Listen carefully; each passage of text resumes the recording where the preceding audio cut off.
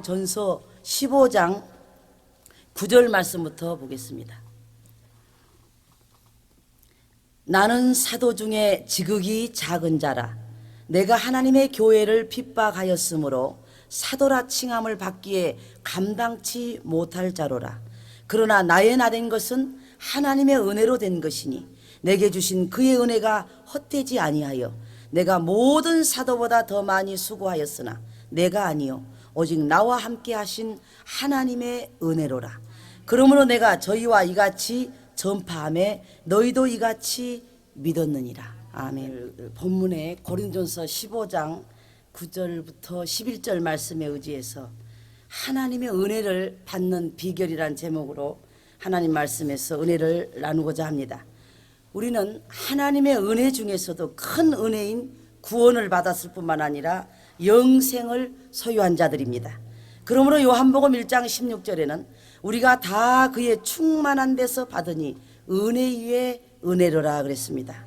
사도 바울은 일생을 하나님께 다 드리고 바쳤을 때 그 일생에 일어나는 매맞는 일과 감옥에 갇히는 일과 또 동족과 모든 강도의 위험 앞에서도 범사에 하나님께 감사하면서 항상 기뻐하면서 살았습니다. 그뿐만 아니라 그는 하나님의 은혜를 헛되이 받는 일이 있을까 봐서 오히려 염려했습니다. 나같이 부족한 것을 하나님께서 믿고 또 나를 신임하셔서 하나님의 일꾼을 삼으셨는데 하나님의 기대에 어긋난 일이 있으면 안 될 것이다. 그는 자기의 조금 배고픈 일이나 자기의 조금 어려운 일에 연연하지 않았습니다.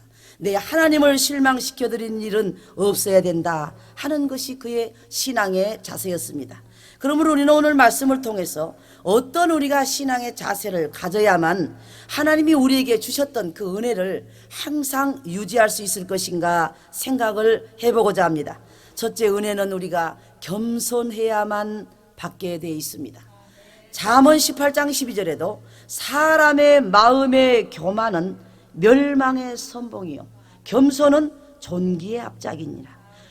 교만은 멸망으로 달려가는 지름길이요 겸손한 자는 존귀한 자리에 빨리 가는 앞잡이라고 했습니다. 야고보 4장 6절에도 그러나 더욱 큰 은혜를 주시나니 그러므로 일러스되 하나님은 교만한 자는 물리치시고 겸손한 자에게 은혜를 주신다 하였느니라.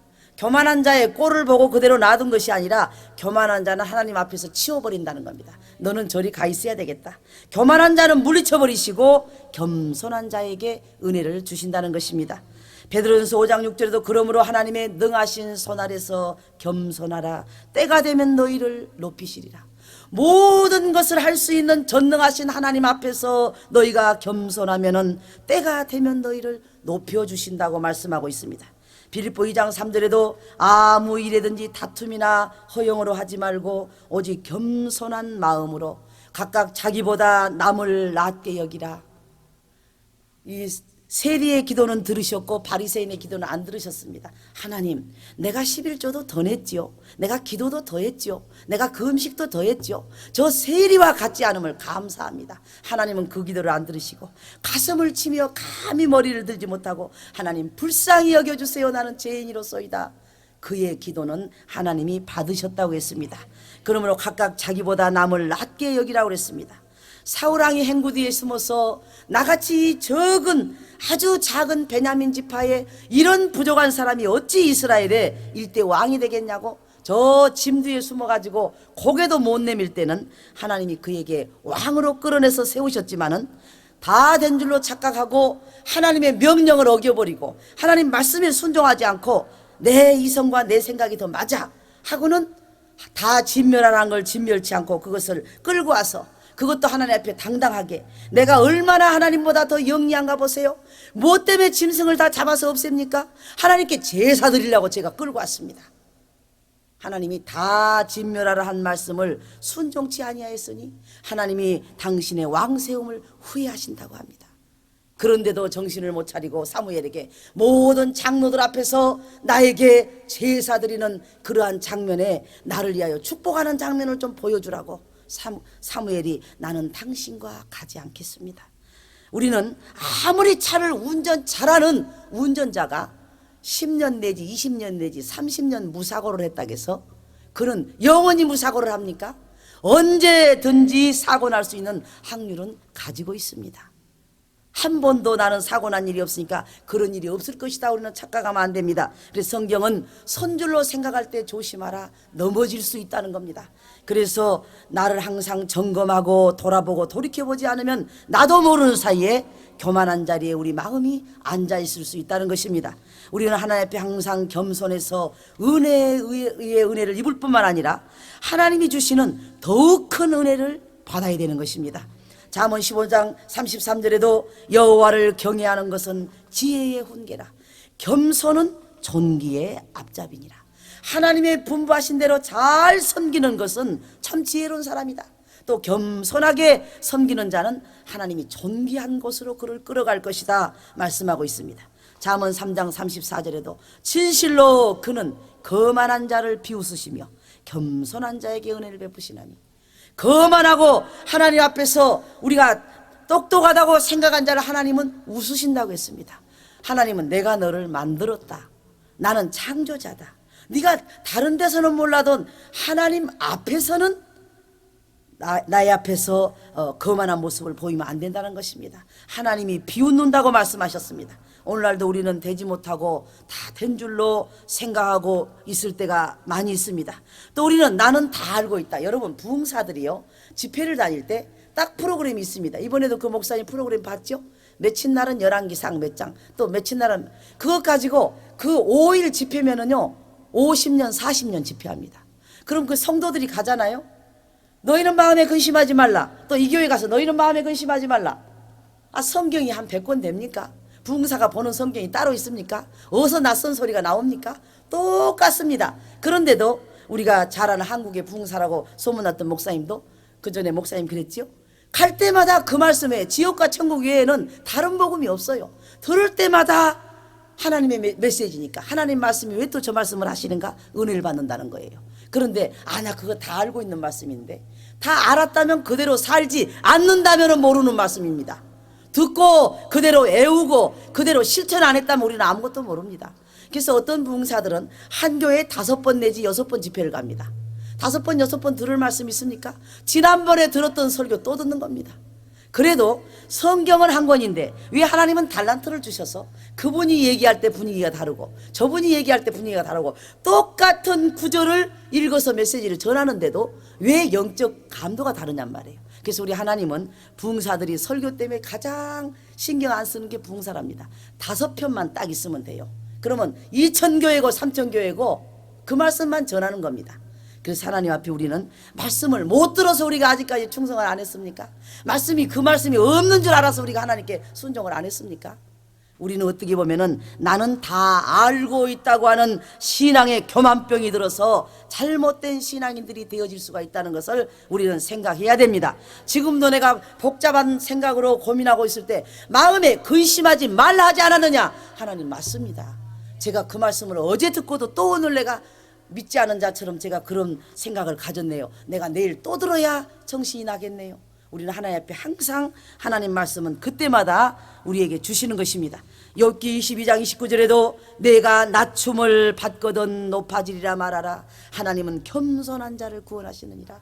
네가 계속 밟히고 계속 핍박당하고 계속 어려움을 겪고 계속 네가 낮아질 일이 있거든 하나님이 높일 때가 가까웠다고 말하라. 밤이 어두워지고 칠흑같이 동트기 전에는 더 어둡답니다. 반드시 아침이 오는 신호입니다. 내가 낮춤을 받았거든 높아지리라고 말하라. 하나님은 겸손한 자를 구원하시느니라. 시편 17절에도 여호와여 주는 겸손한 자의 소원을 들으셨으니 저희 마음을 예비하며 귀를 기울여 들으시고. 여러분, 뭔가 거칠고 마음이 불편하고 감사가 없는데 우리 인간이 볼 때도 아이고 저 사람 복 받아서 어떡하나, 그냥 보면 모든 게 감사하죠.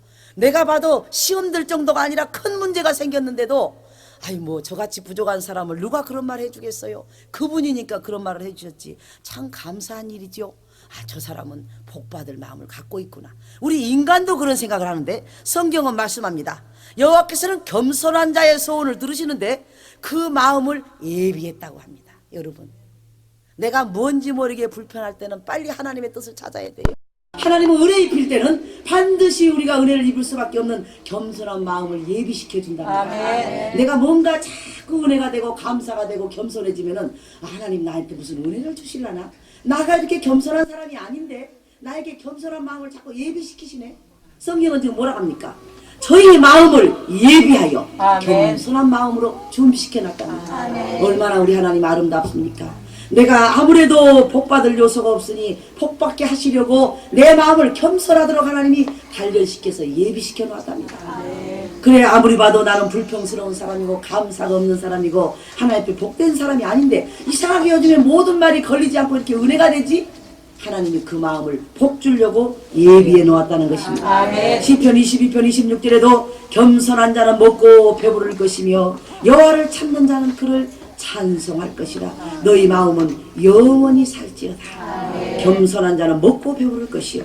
시편 149편 4절에도 여호와께서는 자기 백성을 기뻐하시며 겸손한 자를 찾아 구원으로 아름답게 하시리로다. 잠언 22장 4절에도 겸손과 여호와를 경외함의 보응은 겸손하면서 하나님을 잘 섬긴 자의 결론은 재물과 영광과 생명입니다.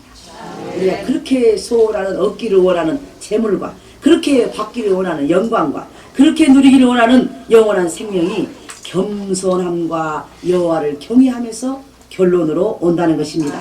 잠언 29장 23절에도 사람이 교만하면 낮아지게 되겠고 마음이 겸손하면 영예를 얻으리라 그랬습니다. 또한 미가서 성경을 제가 찾아서 보겠습니다. 미가서 6장에 보면은 8절에 이런 말씀이 있습니다. 7절부터 제가 읽어보겠습니다. 내가 무엇을 가지고 여호와 앞에 나아가며 높으신 하나님을 경배할까? 내가 번제물 1년 된 송아지를 가지고 그 앞에 나아갈까? 여호와께서 천천의 수양이나 만만의 강수 같은 기름을 기뻐하실까? 내 허물을 인하여 내 마다들을 내 영혼의 죄를 위하여 내 몸의 열매를 드릴까? 사람아 주께서 선한 것이 무엇임을 내게 보이셨나니 여호와께서 내게 구하시는 것이 오직 공의를 행하며 인자를 사랑하며 겸손히 내 하나님과 함께 행하는 것이 아니냐. 이 미가서에서 미가 선지자는 내가 무엇을 가지고 하나님께 나갈까? 그 마음이 기뻐가지고 천천의 수양을 가지고 나갈까? 만만의 강수 같은 기름을 내가 가지고 나갈까? 우리 하나님께 내가 무엇을 드릴까? 계속 내 영혼의 죄를 인하여 내 몸의 열매를 드릴까? 내 마다들을 갖다 바칠까? 그러니까 하나님이 무슨 답을 합니까? 내가 무엇임을 하나님이 내게 알려주지 않았느냐? 너는 공의를 행하며 인자를 사랑하며 겸손히 내 하나님과 함께 행하는 것이 아니냐. 만만의 수양보다도 천천의 기름보다도 내 하나님 앞에 네가 겸손히 하나님과 함께 한다면 그것이 하나님이 사람에게 요구하신 것이 아니냐, 이렇게 말씀을 하고 있습니다. 그러므로 우리는 성경 말씀에 의지해서 구체적으로 그럼 우리가 어떻게 하여야 겸손할 수 있겠는가? 주님은 마태복음 11장 29절에 이런 말씀을 합니다. 나는 마음이 온유하고 겸손합니다.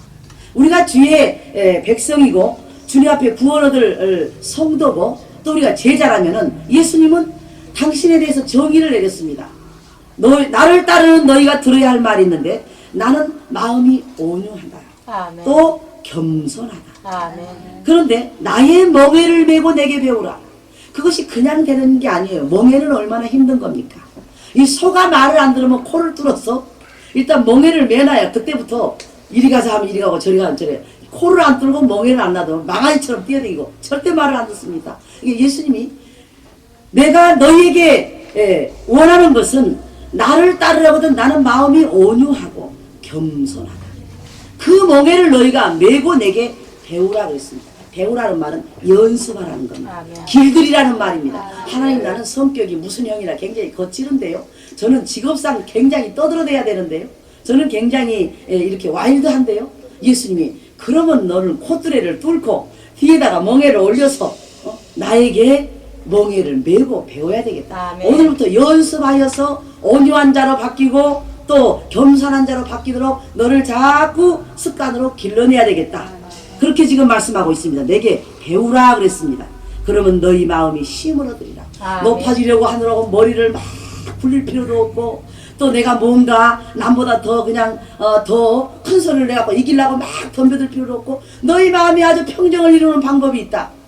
마음을 온유하게 하고 또 겸손하게 하면은 네가 아주 평화를 누릴 텐데 뭔가 그냥 내가 왜 안 높아지지? 내가 왜 내 말이 안 먹히지? 그냥 마음이 분주하니까 너희가 힘을 얻지 못한다는 것입니다. 그럼 우리 예수님은 나는 마음이 온유하고 겸손하니 나의 멍에를 메고 내게 배우라 그랬습니다.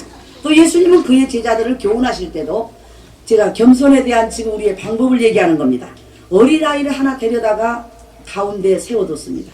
그리고 그 어린아이를 우리가 모릅니까? 내 집에서 아이를 안 키워봤습니까? 어린아이 특성을 모릅니까? 어린아이들도요, 요즘에는 애들이 모든 그런 그 문화 매체가 빨라져갖고 어린아이들이 4살만 먹어도 거짓말 이러고 하지만 옛날에는요, 처녀들이 18살이 돼도 부모가 안 가르치면 뭐 말을 못 알아들어요. 옛날에 텔레비가 있었으니까, 라디오가 있었으니까. 그러니까 이 어린아이들은 부모가 뭐라 하면 그대로 믿어요. 산타크로스가 지난밤에 왔다 갔다. 나를 깨우지 나는 그 산타를 못 봤네. 애기들이 그것이 훗날에야 알게 됩니다. 그러니까 얼마나 이 하나님은 그러는 거예요. 너희 지혜가 하나님의 지혜를 당하냐? 너희가 영리한 것이 하나님을 당하냐고. 그러니까 우리 깨 넘어가는 거예요. 그러니까 하나님은 그냥 그 복잡한 거 다 놔두고 뭐라 합니까? 어린아이를 세우고 너희가 이 어린아이 같이 하늘나라를 받들지 아니하면 너희가 천국에 못 들어간다 그랬어요. 뭔 천국? 뭔 축복? 아이고 내가 가서 거짓말 하니까 그거 주던데 뭐 기도할 건 뭐 있어? 가서 내가 치워오면 되지.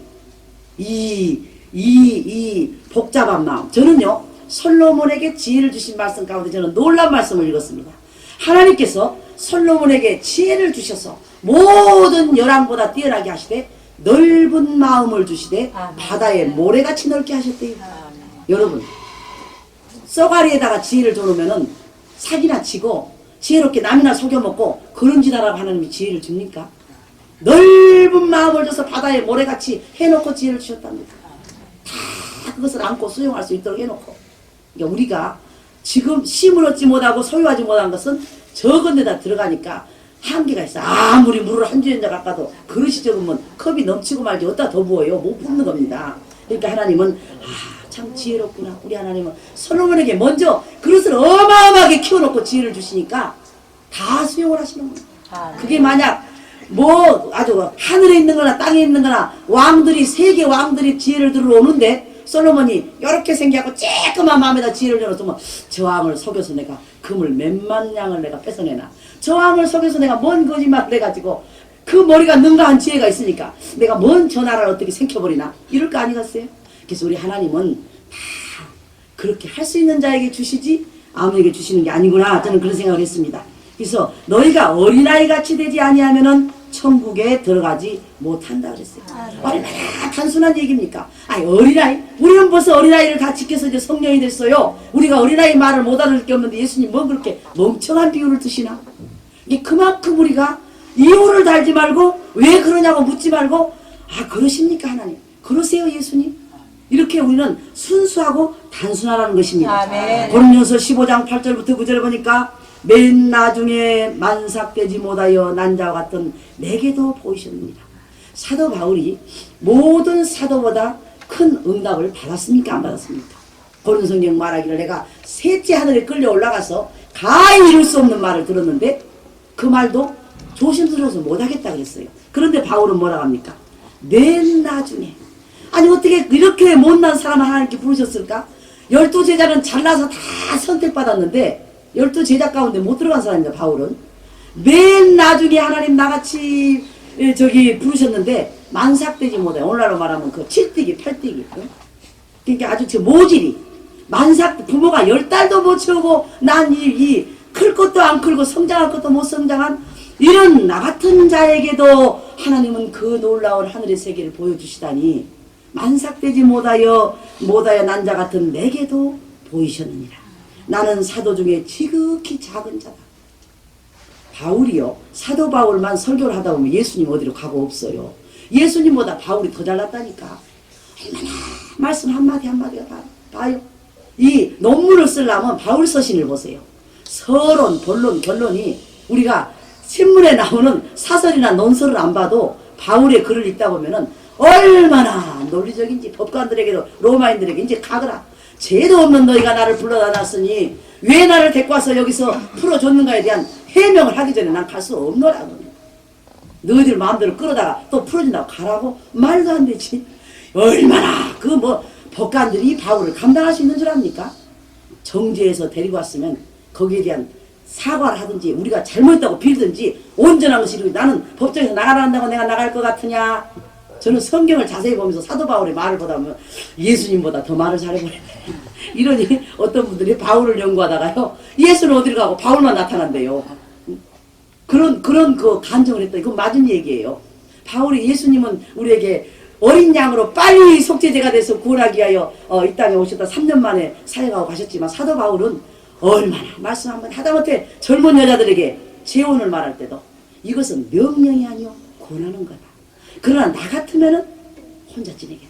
그러니까 너희가 알아서 해라 그 말이에요. 얼마나 성경을 말할 때도 그냥 이렇게 했으니까 이래라 이런 게 아니에요. 얼마나 그걸 여분을 주고도 판단은 너희가 하되, 나 같으면 혼자 지내겠다. 너희 알아서 하고 너희가 책임져라. 얼마나 성경을 보다 보면은, 그런데 여기서 나는 사도 중에 지극히 작은 자라 내가 하나님의 교회를 핍박하였으므로, 이것을 우리가 생각합니까? 하나님 믿기 전에 내가 하나님 누구야? 하나님이 어디가 있어? 우리 영체로 봐요. 우리가 얼마나 앙살앙살한가. 그런데도 어느 땐간 내가 어느 자리에 앉아서 누가 와서 그러면 아이고 어떻게 저런 소리를 해. 그리고 나는 이미 다 의인이 돼가지고 나는 그래 본 적이 없어요. 나는 얼마나 똑똑하고 유능한지 몰라. 근데 사도 바울은 자기의 이 부족한 물, 나는 교회를 심히 핍박했던 사람이다. 이런 부족한 사람이 어떻게 사도란 말을 듣겠느냐. 이게 얼마나 이 사도 바울의 아름다운 말입니까? 사도라 칭함을 받기에 나는 감당치 못한다. 감당할 수 없다는 거예요. 나는 바울 사도다 그런 게 아니라 나는 그 말을 들을 수가 없다는 겁니다. 그러나 그 말을 들을 수밖에 없는 것은, 나의 나된 것은, 나는 어차피 그런 사람이었는데 하나님의 은혜로 내가 사도가 됐다. 그 말을 지금 뭐라고 설명합니까? 내게 주신 그 은혜가 헛되지 아니하여. 그렇게 모질이 같고 못났고 부족한 나에게 너는 이방인의 사도다 했는데, 하나님이 그건 기대에 내가 어긋날까 봐서 나는 할 수 없지만은 그 은혜가 헛되지 않게 하여. 여러분, 우리가 잘나서 직분을 갖고 앉는 것이 아니라 나같이 그렇게 부족한 걸 알고 직책을 주셨는데 우리 하나님이 나에게 건 기대가 헛되지 않게 하려고. 지금 바울은 그 말입니다. 하나님이 나에게 그런 줄을 알면서도 나를 인정하셨는데 그 은혜가 헛되면 아니 되기 때문에 내가 모든 사도보다 더 수고할 수밖에 없다는 거예요. 아멘. 다른 사람은 당연하지만 하나님이 너를 기대 걸고 사도라고 했는데 너는 어찌 그러냐. 우리 하나님 그 실망시키지 않으려고 나 같은 것이 사도라니요. 그러니 나는 내가 모든 사도 중에 더 많이 수고하였으나 내가 한 것이 아니요. 여러분 성경을 잘 보세요. 바울은 그래서 나는 이렇게 열심히 할 수밖에 없다는 것이 아니라 그것도 내가 아니요 오직 나와 함께 하신 하나님의 은혜로다. 아멘. 얼마나 이 바울의 얘기 듣다 보면 은혜롭지 않아요? 우리가 한번 그런 시인을 좀 해봅시다. 가끔 정신이 날 때는 기도할 때 하나님 부족해요. 그러니까 글쎄 무턱대고 모르지만 부족해요. 알고 부족해야지. 평생 모르고 네가 뭘 부족하냐. 글쎄 무조건 부족해야 되니까요. 그 말이라 돼요. 사도 바울처럼 나는 이래서 보자고 하나님 알다시피 정말 말도 안 됩니다. 그러나 성경은 그것이 다 하나님의 은혜라고 말했습니다. 우리는 더욱 큰 은혜를 받기 위해서도 겸손해야 됩니다. 아멘. 야고보 4장 6절에 그러나 더욱 큰 은혜를 주시나니 그러므로 일렀을 때 하나님은 교만한 자를 물리치시고 겸손한 자에게 은혜를 주신다 하였느니라. 아멘. 야고보 4장 10절에도 주 앞에서 너희를 낮추라. 그리하면 주께서 너희를 높이시리라. 아멘. 우리가 높아지는 게 높겠어요? 하나님이 높여놓은 게 높겠어요? 하나님은 왕으로까지 올려놔 버려요. 여러분이 높아서 왕자리까지 올라갈 수 있습니까? 하나님께 우리가 얼마만큼 겸손하고 낮아진다면 하나님은 높이실 때 천지의 주인이기 때문에 당신의 분량대로 높여버려요. 아멘. 우리가 아무리 믿음이 커도 우리가 천지를 질 수 있어요? 하나님 앞에서 우리가 낮아질 수만 있으면 하나님은 우리에게 그처럼 높여주십니다. 아멘. 그러므로 높임을 받기 위해서라도 겸손해야 됩니다. 주님은 잔치집의 청함을 받아서도 말석에 가서 앉으라고 그랬습니다. 주인이 와서 저분이 저기 앉아있으면 어떡하나. 이리 앉으시오 하도록 말석에 앉으래요. 우리가 딱 가서 아이고 아무리 봐도 여기가 좋구만 이 자리가 딱 앉아서 봐요. 다음에는 아이고 이제 그 측량이 되지 않겠어요? 저 주제파악도 못하고 지가 지금 여기 어떤 사람들이 청함을 받았는데 여러분 봐요. 앞으로 내가 비디오 찍어오면 가서 상석에 앉으래요. 나는 다 귀한 분들이 앉고 나면 맨 나중에 앉겠습니다. 다 앉고 말지 자리가 남았어. 그거 맨 나중에 가서 앉는 겁니다. 퍼스트레이니까 앞에 가서 앉으시라니까요. 와갖고 상자에 앉아있으면 들어온 사람마다 저 여자는 누구야? 그게 눈에 거슬리겠어요? 안 거슬리겠어요? 내 처신은 내가 해야 돼. 아멘. 그래서 내가 안기총 사무총장한테 목사님들 다 와서 순서 같은 들 앉고 나면은 나는 저 뒤에 있다 나중에 가면 되잖아. 여러분 우리가 적은 거지만 인생이 예습하고 복습할 시간이 있습니까? 오늘은 실수했다고? 오늘은 다시 오지 않아요. 아멘. 그게 나의 일생이에요. 아멘. 어저께는 그랬지만 다음에 잘하면 되지. 말도 안 되는 소리. 누가 다음에 그렇게 잘할 기회를 주신답니까? 여러분 다시 태어나서 또 이 땅에 사실래요? 욥기 22장 29절에 내가 낮춤을 받거든 높아지리라 말하라. 아멘. 하나님은 겸손한 자를 구원하시느니라. 아멘. 그러므로 구원받기 위해서라도 겸손하시기를 바랍니다. 두 번째로 하나님께 은혜 받은 사람은 뜨겁도록 사랑의 수고를 주를 위하여 많이 해야 됩니다. 사도 바울은 내게 주신 그의 은혜가 헛되지 아니하여 하나님이 나 같은 것 말고 다른 사람을 선정해서 세웠다면 더 효과적이고 더 나 이상으로 투자한 것 이상으로 하나님 영광을 받으셨을 텐데 나 같은 거한테 투자만 몇십 년 해놓고 하나님은 어떻게 보면은 투자해놓고 쓸모없이 된다면 얼마나 낭비입니까? 아멘. 내가 사랑을 입은 만큼 훈련을 받은 만큼 연단을 받은 만큼 내게 주신 그의 은혜가 헛되지 아니하여 내가 모든 사도보다 더 많이 수고하였어도 내가 아니요 나와 함께 하신 하나님의 은혜라고 했습니다. 아멘. 고린도후서 5장 13절 14절에도 이런 말씀이 있습니다. 사도 바울은 그 모든 각하나 왕들이 저 사람 많은 지식을 배운 자인데 미치지 않았느냐. 그럴 때 뭐라고 했습니까? 만일 내가 미쳤어도 하나님을 위한 것이다. 온전하여도 너희를 위한 것이다. 사나 죽으나 나는 주의 뜻에 따라 사는 사람이기 때문에 미친 사람으로 보였느냐? 하나님 때문에 내가 미쳤다. 어리석은 사람으로 보였느냐? 온전하게 또 보이느냐? 하나님 때문에 내가 정신을 차리고 온전하게 보인다. 그렇습니다. 그냥 사나 죽으나 우리가 주의 영광을 위하여 생각한다면 사도 바울 같은 이런 말이 나올 것입니다. 그러므로 온전하여도 너희를 위한 것이니 예수의 사랑이 우리를 간곤하시는도다 그랬습니다. 데살로니가 교회는 데살로니가서 1장 3절에 너희 믿음의 역사와 사랑의 수고와 우리 주 예수 그리스도에 대한 소망의 인내를 우리 하나님 앞에 쉬지 않고 기억한다고 했습니다. 아멘. 사도 바울은 많은 교인 가운데 데살로니가 교회는 참 신기하다. 똑같은 말씀을 듣고 똑같이 내가 전도했는데 그들은 어찌하여 하나님 앞에 믿음의 역사를 일으키며 사랑의 수고를 하며 우리 주 예수 그리스도에 대한 소망의 인내를 쉬지 않고 내가 기억하도록 그들은 만들 정도로 탁월한 신앙을 가졌는가 이런 말을 하고 있습니다. 고린도전서 13장 8절에도 사랑은 영원히 피하지 못한다 했습니다. 하나님 앞에 사도 바울이 충성하되 뜨거운 중심과 사랑으로 하기 때문에 우리가 그리스도를 위하여 그와 같은 헌신을 해야 된다는 것입니다. 아가서 7장 7절에도 이 사랑은 많은 물이 거치지 못하겠고 홍수라도 엄몰하지 못하리니 사람이 온 가산을 다 주고 사랑과 바꾸려 할지라도 오히려 멸시를 받으리라. 이 말이 무슨 말씀이합니까? 어떤 배경에서 지금 하나님 하고 있습니까? 천지를 다 짓고 세계 에레베스도 산이 무슨 8,000m니 뭐가 무슨 불가사의한 세계니 하나님이 한 번도 성경에서 그런 걸 자랑하는 거 봤어요? 야곱아 너는 나의 기업이다. 아멘. 나의 산업이다. 이렇게 죄로 머리부터 발끝까지 상해가지고 이 땅에 온직한지도 모르고 죽어서 다 멸망받아도 쓸모없는 우리들에게 하나님은 저기 히말라야 산맥이 나의 창조물이다 그런 게 아니라 너희가 나의 산업이요 나의 기업이요. 그래 하나님이 어떠한 사랑으로 우리를 강권하시는 말입니까? 그래서 성경은 말합니다. 너희가 온 가산을 다 주고 하나님의 사랑과 바꾸려 할지라도 오히려 멸시를 받을 것이다.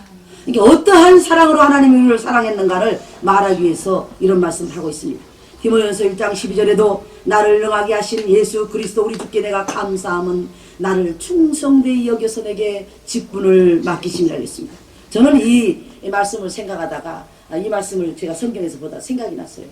제가 신학교 다닐 때 2살, 4살 먹은 아이들을 놔두고 밤 11시에 오면 온몸이 머리부터 발끝까지 모기가 애들이 깜깜해진다고 문 닫고 들어가는 것도 모르는 거예요. 그래갖고 배가 고프니까 전기 밥솥에 물이 하나 차고 라면이 붕붕 떠 있어요. 그것도 시사를 안 눌러가지고 하루 종일 라면이 이렇게 배가 고프니까 먹고 싶어서 전기장판에 넣었는데 물을 조금 부은 것도 모르고 치사도 모르고 라면 하나가 물이 꽉 차고 붕붕 떠 있어요. 그럼 모기가 까맣게 들어있어. 그런데 하루는 신학교 학자의 나를 불러요. 내 이름을 부르면서 올드 믿습니까? 그래서 아니요. 그래, 그러면 어떻게 신학교 한 번도 결석을 안 합니까? 물어요. 출석부를 보더니 그러면 자녀가 있습니까? 남편이 있지요. 그러면 집에서 신학교만 다니고 놀고 있습니까? 아니죠. 낮에는 개척교회 목사님이라 내가 없으면 신방을 못하니까 낮에는 그러고 하면은 이제 잠잘 시간이 없으니까 차 타고 가다가 차에서 떠구르르 굴러갖고 다 깔깔대 웃으면은 제 여자는 밤새 잠 안 자고 차 타고 차를 잡고 이거 잡고 있다 내가 놓쳐갖고 떨어져 버린다. 그게 누가 부딪힌 것도 아니고 얼마나 웃음거리냔 말이에요. 의자에 앉았다가도요 차가 흔들하면 이렇게 깨워서 이렇게 해야 되는데 팍 떨어져갖고 차에서 굴러다녀요. 자다가 여기가 항상 이렇게 공이 몇 개씩 달렸어. 유리창에다 얼마나 찍었는지 나중에는 피만 안 터질 정도예요. 그래도 그렇게라도 자지 않고는 그 다음날 또 못하잖아요. 일을. 그런데 그래요. 그러더니 신학교가 6시부터 공부인데 5시 먼저 나와 있어요. 그럼 아이들은 어떻게 하고 5시부터 와 있습니까? 그러니까 얼마나 열심히 지금 생각해도 내가 하나님 앞에 아무것도 못하게 병으로 눕혀놓고 하나님 하는 게 너는 어째서 참지 못하냐. 그거 가리키는데 그렇게 질병으로 눕혀놓던데요. 왜 인내하지 못하냐. 하나님 저는 못 누워 있어요. 일어나고 빨리 가서 뭔 일을 해야 되는데 왜 내가 이렇게 들어놓여 있어야 되냐고. 병원에 입원했을 때 맨 먼저 입원했을 때 금시간이니까 의사들이 난리가 났어요. 이거 항생제 주사가 들어가는데 영양을 투여 안 하면은 치료 못 합니다 이거예요. 그래서 내가 왜 이렇게 몸이 아팠는지 하나님께 내가 금식하고 뜻을 묻고 원인을 알고 회개해야지. 내가 갑자기 이렇게 침상에 누워 있기 때문에 내가 며칠 동안은 금식하고 식사 못 합니다. 근데 하나님이 그 어느 목사님이 나타나더니 그것도 인내 못 하시오.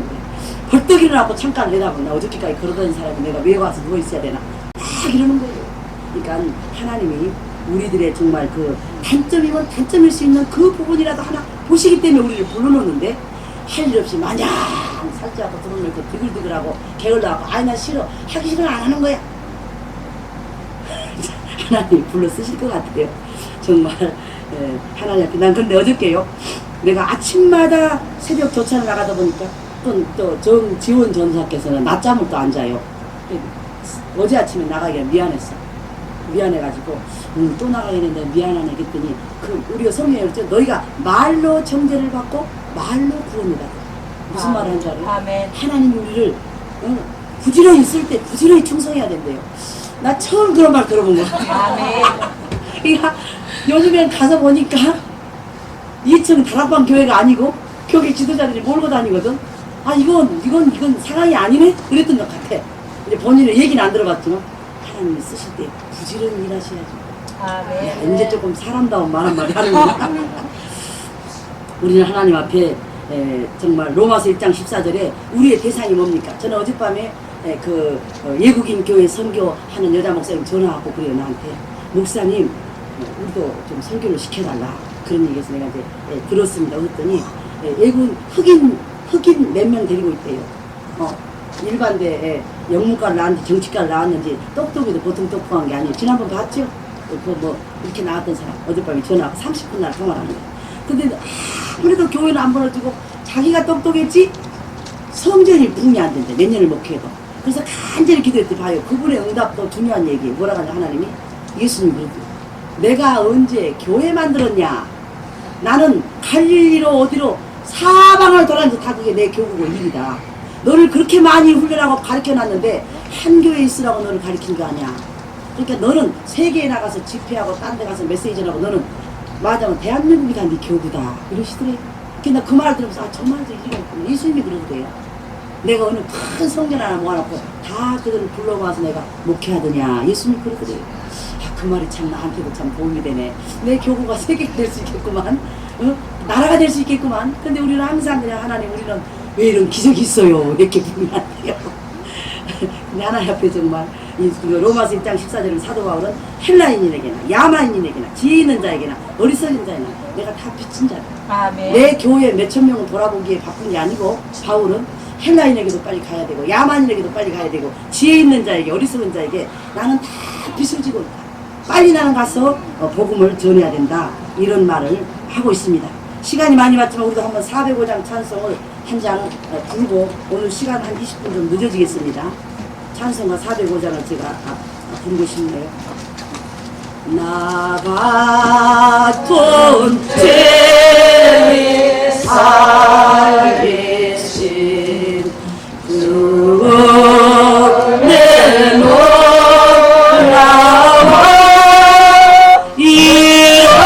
이었던 생명 찾아고 강변으로 본데 큰 죄악에서 건지신 내 고마워 나처럼 이룬 것이다.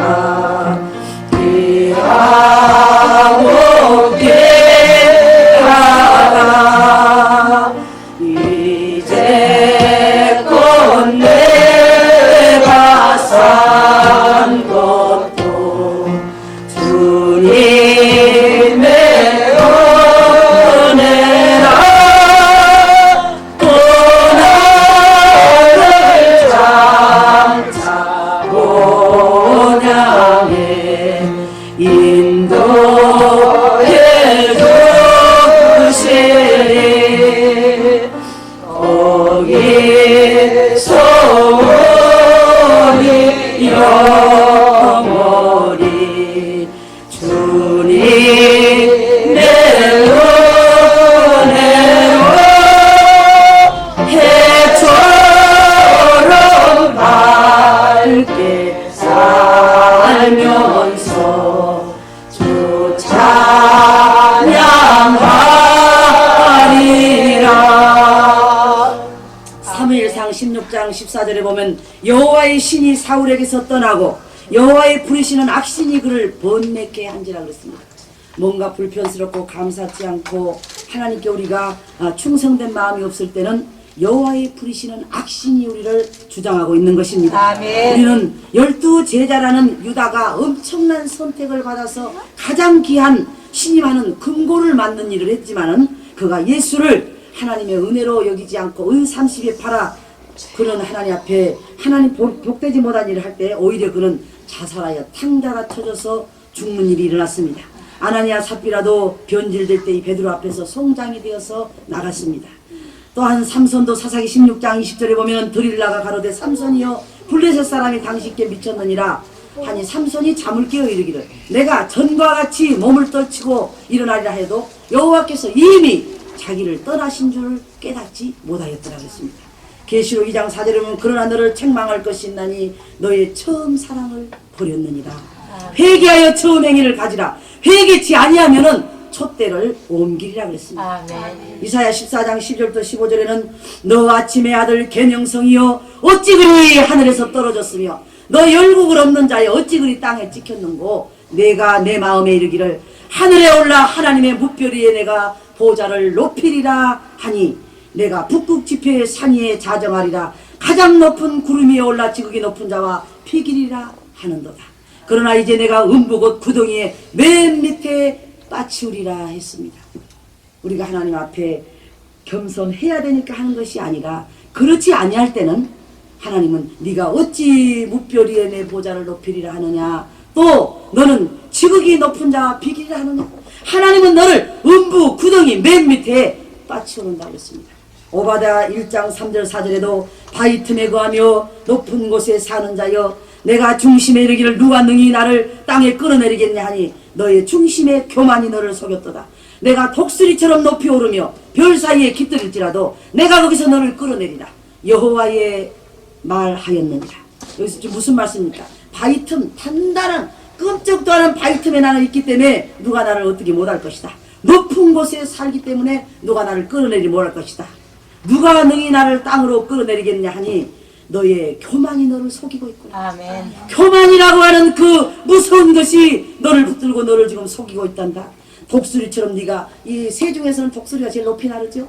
네가 독수리처럼 영적으로 높이 올라서 하나님의 무별 사이에 깃들었다 할지라도 하나님은 너를 거기서라도 이끌어내고 말 것이다.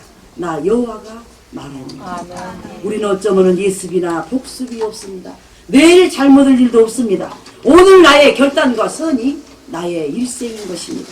그러므로 마태복음 7장 24절 20절에 누구든지 나의 이 말을 듣고 행하는 자는 그 집을 반석 위에 지은 지혜로운 사람 같으니 이 땅에는 비가 내리고 창수가 나고 바람이 불어 그 집에 부딪히는 날이 온답니다. 그런데 무너지지 아니하나니 이는 그 주초를 반석 위에 놓은 연고요 말씀대로 살아가는 연고요 나의 말을 듣고 행치 아니하는 자는 그 집을 모래 위에 지은 아이고 멍청하게 저렇게 걸어간다고 순종하고 걸어간다고 충성해. 모래 위에 지은 어리석은 사람은 비가 내리고 창수가 나고 바람이 불어 그 집에 부딪힘에 무너져 그 무너짐이 심하리라. 아멘. 저는 이 말을 보면서 하나님이 다 말씀하셨구나. 이 땅에는 이방인만 진멸하려고 일기가 불편한 게 아니라 비가 내리는 날이 있고 창수가 나는 날이 있고 바람이 부는 날이 있답니다. 그때 우리가 믿음을 보여야 됩니다. 말씀 위에 세운 자는 하나님이 이때도 나를 사랑한 자를 징계한다고 그랬지. 하나님 너는 낙심하지 말라고 그랬지. 나에게 이렇게 하신 다음에는 정금같이 나온다고 그랬지. 거기서 우리는 바람에도 쓰러지지 않고 창수에도 빠져 죽지 않고 비가 내려도 끄떡없는데 모래에 여신들 하나님 사랑하신다는데 거짓말이네. 비 오는 것 좀 봐. 하나님 나에게 축복한다는데 창수 나는 것 좀 봐. 바람이 부는 것 좀 봐. 싹 무너져가지고 영원한 구원까지 잊어버린다는 거죠. 그래서 우리는 이 땅은 반드시 비가 내리고 창수가 나고 바람이 불어도 살아남는 방법은 반석 위에 집을 세우라는 거죠. 이 땅은 어차피 우리가 그러다 갑니다. 그런데 반석 위에 말씀 위에 주초를 놓은 자는 이때 하나님 성경은 뭐라고 말씀하셨는가? 그 말씀 위에 서서 우리는 무너지지 아니할 것입니다. 고린도서 3장 말씀도 제가 한번 찾아서 읽고 말씀을 마치겠습니다. 고린도서 3장에 보면 이런 말씀이 있습니다. 12절에 만일 누구든지 금이나 은이나 보석이나 나무나 풀이나 집으로 이 터 위에 세우면 각각 공력이 나타날 터인데 그날의 공력을 밝히리니 이는 불로 나타내고 그 불이 각 사람의 공력이 어떠한 것을 시험할 것입니다. 만일 누구든지 그 위에 세운 공력이 그대로 있으면 상을 받고 누구든지 공력이 불타면 해를 받으리니 그러나 자기는 구원은 어때? 불 가운데서 얻은 것 같으리다. 성경은 무슨 말씀을 했습니까? 11조 드리라 하지 않고 온전한 11조를 나의 창고에 드리라. 또 성경은 말하기를 순종하란 말도 여호수아 갈렙은 내 말을 온전히 순종하였습니다. 그러니까 우리가 하나님 하시니까 하는 척이나 하는 거죠. 어쩔 수 없이 하는 거죠. 이렇게 순종하고 이렇게 신앙의 털을 쌓아놓은 자는 하나님이 불을 질러서 그게 타게 하는 날이 온답니다. 그때는 집이나 또 풀이나 아주 그냥 별로 성의 없이 공력을 세운 자들, 공력은 뭡니까? 공든 탑이라는 말이에요. 다 그 불 가운데 타서 없어진답니다. 그러나 여기서 보니까 남이 그럴 때 멍청할 정도로 금이나 은이나 보석으로 모든 터를 세우는 자는 아무리 불이 나도 보석이 불에 탑니까? 다이아몬드도 금도 녹기는 녹아도 그대로 있습니다. 절대 없어지지 않습니다. 풀이나 집은 불타고 없어지죠. 그래서 성경은 말씀합니다.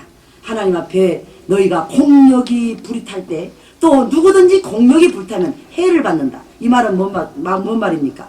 구원을 받지 못하는 것은 아니지만 상급을 못 받은대요. 기껏 하기는 해놓고도 저 나라에 가서 성경은 부끄러운 구원을 말합니다. 그뿐만 아니라 여기서 뭘 하겠습니까? 불 가운데서 너희가 구원 얻는 것 같으리라. 여러분 집에 불이 났는데 지금 뭐 들고 나올 겨를 있어요? 빨리 불 속에서 몸만 피하고 나와서 보니까 다 타고 자기 몸만 나왔어요. 그러니까 지금 성경은 그런 말을 합니다. 너희가 구원을 어때? 하염을 통과하고 도망치는 사람처럼 아무것도 받지 못하고 몸만 빠져나온대요. 그때는 하늘나라에서 구원 어때? 멸류관도 쓰는 거 아니고 상급도 받은 거 아니고 그리스도 이름으로 구원만 받아가지고 다 공력은 불타버리고 부끄러운 구원으로 여러분 서울 시민으로 살아도 세금 안 내고 서울 시민으로서 어떤 그 주민등록증 안 갖고 있고 대한민국에서 불법 체류자로 가지도 나가지도 못하고 항상 영혼이 있는 사람은 다른 사람들 찬송할 때나 상급 받을 때나 그것이 하루 이틀이니까 영원토록 말이에요. 이 땅에서는 우리가 100년이지만은 이게 성경은 너희가 성경은 뭐라고 했습니까? 너희가 온전한 11조, 온전한 순종, 또 온전한 사랑, 온전한 인내, 인내를 이루되 야곱 1장에 온전히 이루라고 했어요. 그러니까는 하나님은 우리에게 어떤 수고를 무심코 요구하는 게 아니지요. 그래서 오늘 하나님의 은혜를 받은 비결을 생각하면서 그 첫째가 겸손해야만 은혜를 유지하고 받을 수가 있고, 또 그 은혜를 받은 사람은 우리가 그 은혜가 헛되지 않게 위하여 사랑의 수고를 많이 해야 되고, 또 집이나 풀로 하는 값없는 헌신을 할 것이 아니라 금이나 은이나 보석으로 가치 있는 헌신을 해서 우리는 온전한 반석 위의 말씀대로 세운 집이 되어 비가 내리고 창수가 나고 바람이 불어 그 집에 부딪힐 때 무너지지 아니하는 하나님의 은혜를 받되 더욱 큰 은혜를 받는 저와 여러분이 되시기 위해서 이 말씀을 드리면서 하나님의 놀라우신 축복이 하나님의 성전과 저와 여러분에게 함께 있기를 간절히 축원하면서 이 말씀을 드렸습니다. 아멘.